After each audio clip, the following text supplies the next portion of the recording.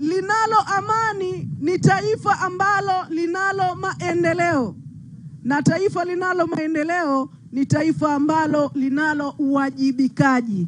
Mpaka hivi tunavyozungumza, ndugu zangu wana Tunduma, hakuna haki katika taifa letu, hakuna uwajibikaji. Ndugu zangu, kama haki ipo, yaliyotokea Oktoba 29 yasingeweza kutokea. Vijana wetu wamefariki kwa kuuliwa na hawa maaskari. Waume zetu wamepotezwa, na wengine vijana wetu na baba zetu leo hii wana vilema vya maisha.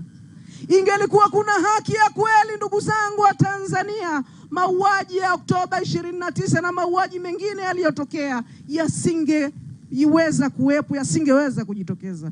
Haya yote yanatokana na kuwa hatuna uwajibikaji na hatuna viongozi waadilifu katika taifa hili. Ili tuweze kuwa na haki katika taifa hili, ndugu zangu wa Tanzania, tunahitaji katiba mpya, katiba ambayo itakayoweza kutoa viongozi waadilifu na itakayoweza kuleta maendeleo yaliyokosekana ndani ya miaka 65 yanaongozwa na serikali ya mapinduzi. Na ndio maana ndugu zangu wana Tunduma, tunasema katiba mpya ni sasa na wala sio kesho. Hilo moja, ndugu zangu wa Tanzania. Lakini la pili, ndugu zangu wana Tunduma, licha ya rasilimali asili tulizokuwa nazo katika taifa letu, lakini bado kina mama ndo wanobeba mzigo mzito wa maisha magumu. Leo hii tumemsikia hapa mwenyekiti wetu wa mkoa, kina mama namna gani wanavyoweza kudhalilika wanapoenda kuchukua mikopo halmashauri, kitu ambacho ni haki yenu ya msingi. Lakini leo hii mnapoenda kina mama kwenda kukopa, mnaposhindwa kupeleka mikopo ile kwa wakati, mnaekwa ndani, kitu ambacho sio sahihi. Hii ndio serikali ya CCM, na ndio maana tunasema hii serikali haipaswi kuendelea kuwepo madarakani. Tuikatae kwa vitendo na wala sio kwa maneno. Ndugu zangu wa Tanzania, tunasema tunahitaji katiba mpya ili tuweze kupata viongozi waadilifu.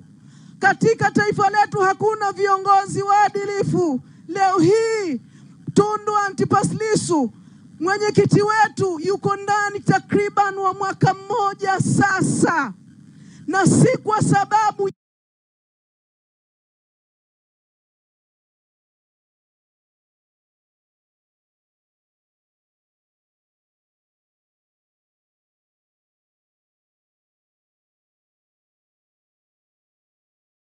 yeye ni muhaini. Hapana, amekuwa ndani kwa sababu ya kuzungumza ukweli. Wengine wameshindwa kuzungumza ukweli.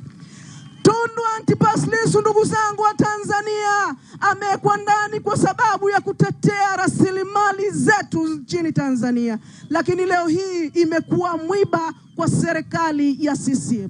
Tunaomba sana kina mama wenzangu wa Tunduma, kina baba, tushirikiane kwa pamoja, tumdai Tundu Antipas Lissu achiwe pasipo masharti ya aina yoyote. Ndo anasema tuungane kwa pamoja, tumdai Tundu Antipas Lissu ili aweze kuachiwa huru pasipo masharti ya aina yote. Niwaombe ndugu zangu, ikiwa maombi yatafanikiwa kumtoa Tundu Antipas Lissu, tuendelee kuomba misikitini na kanisani, na ikiwa kuna njia nyingine yoyote ya ziada ambayo nyinyi mnaijua, mnaweza kuitumia, lakini tuhakikishe kwa hali na mali tunaenda kumtoa Tundu Antipas Lissu. People! Namalizia kwa kusema la mwisho, ndugu zangu wana Tunduma, haki haiombwi, haki hutafutwa. Katiba mpya ni sasa na wala